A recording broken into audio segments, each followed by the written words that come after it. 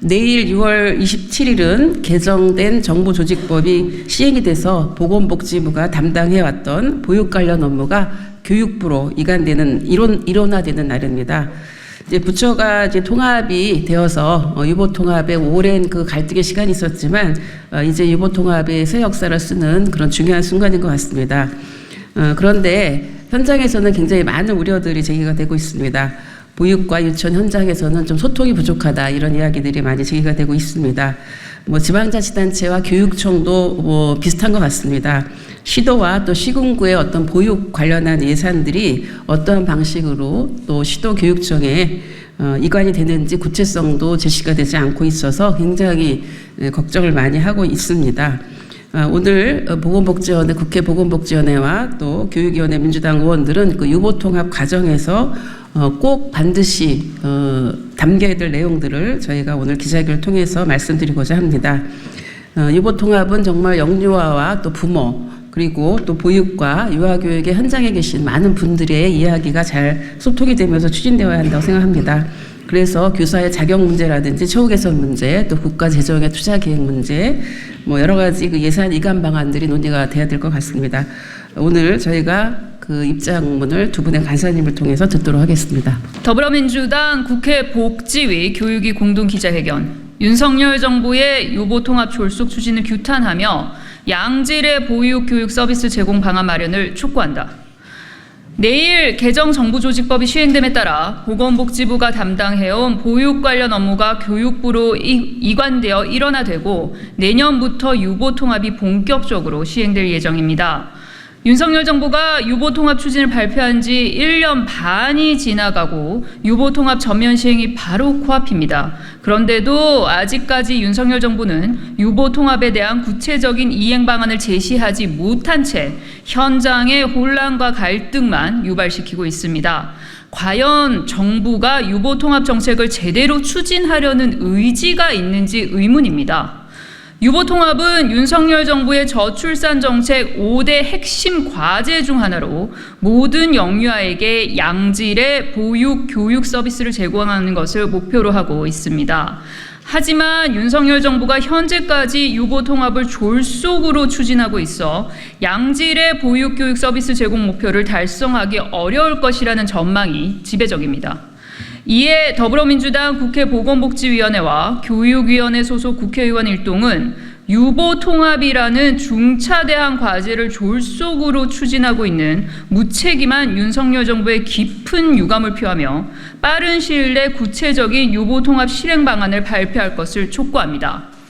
지난해 12월 국회는 유보통합을 위한 정부조직법 개정안을 통과시키는 조건으로 유보통합의 안정적 실현을 위한 국가재정 투자 계획, 지자체 영유아 보육 사무, 그리고 예산의 이관 방안, 통합기관의 교사 자격 기준 및 처우 개선 등을 포함한 통합 모델 시안을 3개월 이내에 국회에 보고해야 한다는 부대 의견을 달았습니다.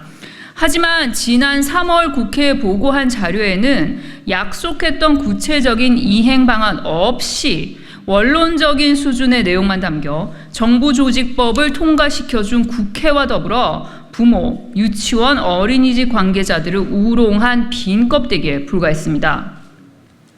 마찬가지로 6월 19일 관계부처 합동으로 발표한 저출생 대책에도 유보통합을 한 번 더 강조하며 0에서 5세 교육 돌봄의 국가 책임을 강화한다는 내용이 담겼으나 여기에도 구체적인 방안은 제시되지 않았습니다. 더불어민주당은 정부의 유보통합 추진 과정에 있어 관리체계 일원화에 앞서 구체적인 정책 방향 및 이행 로드맵이 마련되어야 한다고 수차례 우려를 표명했습니다.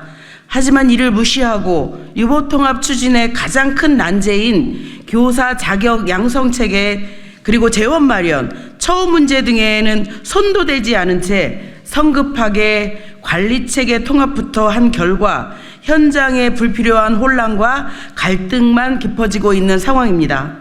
내일 27일 정부가 유보통합에 대한 구체적인 시안을 발표할 예정이라고 하는데 지금까지 무수히 반복했던 원론적인 수준의 내용이 또다시 담기는 맹탕 발표가 되어서는 안 될 것입니다.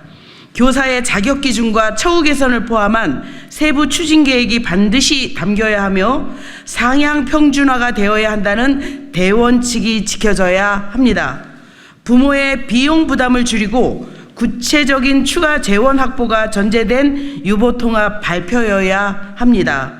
유보통합의 목적은 아이를 어디에 보내더라도 같은 서비스를 받을 수 있도록 하기 위함입니다. 양질의 서비스의 동등한 보장을 위해서는 서비스의 질적 수준을 획기적으로 높여 격차를 해소해야 합니다. 유례없는 초저출생 시대 모든 영유아가 양질의 교육과 돌봄 서비스를 차별 없이 받을 수 있도록 국가가 책임을 강화해야 할 때입니다. 특히 유보통합에 필요한 비용을 추가 국고 보조 없이 충당하려 한다면 과거 박근혜 정부 때의 누리과정 보육대란 사태와는 비교할 수 없는 큰 사회적 혼란이 유발될 것입니다. 당시 부실한 재원 방안이 박근혜 정부 누리과정 보육대란으로 이어지게 된 것을 뼈아픈 교훈으로 삼아 유보통합 또한 같은 전철을 밟지 않도록 국가가 책임지고 추가 예산을 부담해야 할 것입니다. 윤석열 정부에게 다시 한번 경고합니다. 더 이상 부모와 어린이집, 유치원 현장에 불필요한 불안과 혼란을 주는 것을 멈추고 안개 속에서 유보통합이 추진되지 않도록 하루빨리 교사 자격과 처우 개선 방안, 국가 재정 투자 계획, 시설 기준, 예산 이관 등 모든 영유아에게 양질의 교육 서비스를 제공하기 위한 구체적 방안 마련을 촉구합니다. 2024년 6월 26일 더불어민주당 국회 보건복지위 교육위원회 소속 국회의원 일동.